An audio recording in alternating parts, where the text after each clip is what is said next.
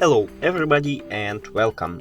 In this video I will show you how to pair your headphones Skullcandy Rail with your MacBook.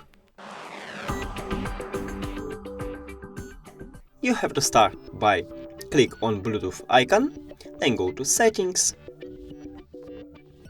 Now open the charging case and remove your headphones from the charging case.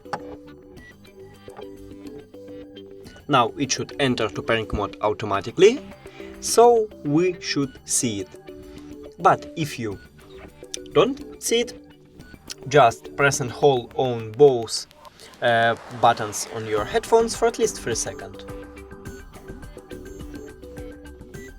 Here we go. Now click connect. And we did it! Thank you for watching this video. If you found it helpful, please consider subscribing to the channel and leave the like on the video. It's really important to us. See you later!